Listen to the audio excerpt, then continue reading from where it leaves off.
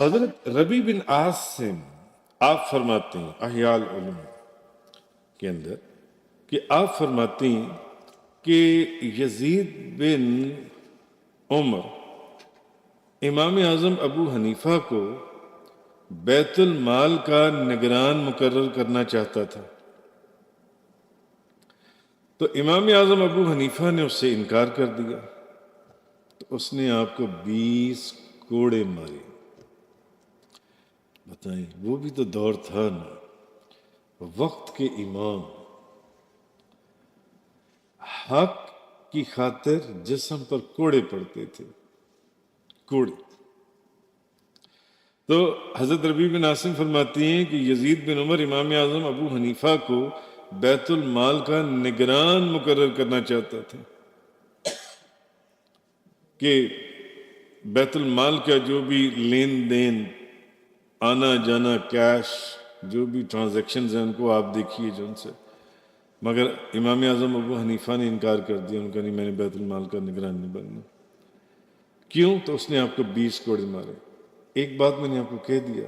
کہ ظالم حاکم کی، بادشاہ کی طرف سے بھی عہدہ قبول کرنا جائز ہے، کس صورت میں جون سے ہے کہ عدل قائم کرنے کی صورت میں، لیکن اگر ظالم بادشاہ سے اس عہدے ملنے کے بعد بھی اسی ظالم بادشاہ کی وجہ سے آپ اس علاقے میں عدل قائم نہ کر سکیں، آفٹر آل ڈنڈا یا بات تو حکومت کی چلتی ہے نا، بات تو حکومت کی چلتی ہے، لیکن اگر ظالم حکمران کی وجہ سے آپ عہدہ اور منصب ملنے کے باوجود بھی عدل قائم نہ کر پائیں، اس علاقے کو آپ کا فائدہ نہ ہو، تو پھر بہتر ہے کہ پھر آپ وہ منصب نہ لیں۔ ہاں، اگر آپ یہ سمجھتے ہیں کہ اس کرسی کو لینے کے بعد میرے اثر رسوخ کی وجہ سے اس علاقے میں عدل قائم ہوگا، تو پھر ظالم بادشاہ کی طرف سے بھی منصب کو قبول کر لیا جائے۔ لیکن اگر آپ سمجھتے ہیں کہ اس منصب یا اس کرسی کو لینے کے باوجود یہ فقط ایک فارمیلٹی ہے جو مجھے اس کرسی کے اوپر بٹھایا جا رہا ہے، حکم تو اوپر اسی کا چلنا ہے، پھر ایسی صورت میں بہتر ہے کہ اس منصب کو نہ لیا جائے جو ان سے۔ اچھا، اسی طرح آپ کی امانت داری کی وجہ سے بادشاہ نے اپنے خزانوں کی چابیاں آپ کے حوالے کرنے کا ارادہ کیا۔ بادشاہ نے امام اعظم ابو حنیفہ کے خزانے کی چابیاں آپ کے ہاتھ میں دینے کا فیصلہ کیا، اور ساتھ ہی ایک تھریٹ بھی دے دی، ایک دھمکی دے دی کہ اگر انکار کیا تو آپ کی پیٹھ پر کوڑے برسوں گے۔ پہلے بھی 20 کوڑے لگے اس منصب کی وجہ سے، کیونکہ انہوں نے انکار کر دیا، جانتے تھے کہ یہ ظالم آدمی ہے، میرے منصب کو لینے کے باوجود بھی اس نے کون سا عدل قائم ہونے دینا ہے یہاں پر، اس لیے آپ نے اس منصب کو لینے سے انکار کر دیا۔ اور پھر جب اس نے